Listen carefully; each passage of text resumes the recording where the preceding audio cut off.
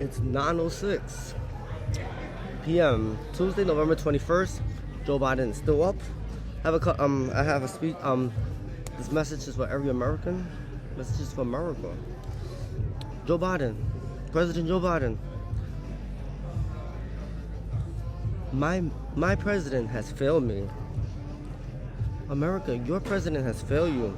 The children of America, your president failed you. To our veterans, your president has failed you. Our service members in the military, your president has failed you. The homeless, your president has failed you. The most in need, the sick, your president has failed you. To our Jewish people, your president has failed you. Our Catholics, your president has failed you. Protestants, Baptists, your president has failed you. Each minority group, your president has failed you. Our president has failed you. Joe Biden has failed us. He has failed us miserably, terribly. He's not even a good president or a mediocre president. He's a horrible, hideous, horrific president. He has failed us, our American nation, our American spirit. He has failed to follow the guidelines and the rules of our United States Constitution and the laws that protects each and every American. And he has not respected the laws that each American respects every single day, so we won't get in trouble. He thinks he's above the law. This is not a job that you say, I'm the president, I do whatever the hell I want, I get high if I want, I do whatever that I want, the vice president is fired, I do whatever the heck I want, I don't give a hell. That's why I became president. I could be beyond the law, so I could show you guys how I get away with everything. Alright, so I want to show you, the president's job is not that kind of job. It's not to be alpha male, alpha male personality. You are not. Okay, you're the president, but you're not the one that's in charge. You're not the one that makes all the rules. You're our messenger. You're our messenger. You have the top job in this country, but your responsibility is to be our messenger. Your job is to distribute information that helps the betterment of our nation and our people every single day, Joe Biden. That's why you have an administration.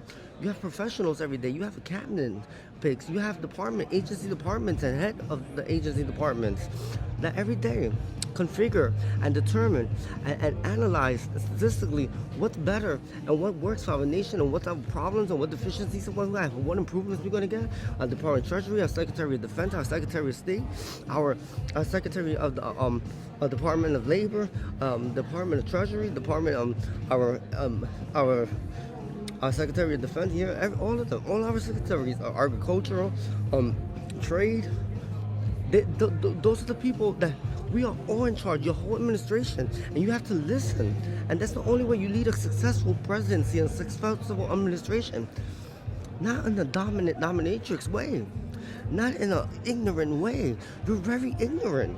You don't see that there's a growing population of homeless people. I'm asking the people of Macy's, the head of people, and the spokesman of Macy's to cancel the Thanksgiving Day Parade, or ask Curtis Silver to organize all the over 90,000 homeless people in New York City to join the people spectating at the New Thanksgiving Day Parade this Thursday.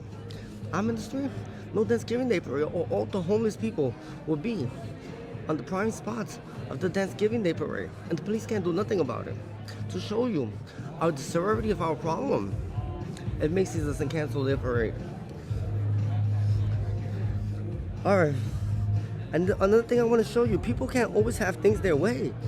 Like, I know my mother, Yesenia, all of you guys are very, trust me, I never have things my way, but you have to know how to compromise or get nothing at all. Or it's not all, I get all in all, and you people, rats are like that. I've been testing rats. They come to me, and then I try to show them food, and they will never eat the food if you give it to them. They have to take the stuff away from you. They have to steal it from you in order for them to eat it. If you throw a piece of cheese in the train track or something, they will not eat it. Hi, how you doing? How are you? I'm good. So are you looking for anything? You need help? No, I'll be done in a few minutes. Alright, so I'm gonna give you a 15 minutes. Alright, thank you. Alright. Alright. You see what I mean? 15 minutes. And then they tell the security guard 15 minutes, and then they time you. And this is a ridiculous thing at the Apple. Anyway, so lost my train of thought. That's the most horrible thing. Like, it's rude to when someone is talking to. But people you can't have sometimes you can't have nothing at all. And I'm not expecting to have everything on my way when I have money. Sometimes you have to learn how to walk away. and you guys don't know how to lower. You guys really have to lower your steam. Even the president, you guys cannot have everything your way. 6 more years in the White House, or 10 more years of prolonging processes, of stalling, it's not going to get you anything. If you're not going to get nothing today, you're not going to get nothing tomorrow or the day after. You have to accept everything for this. And people who don't come from money don't expect to be an overnight sensation.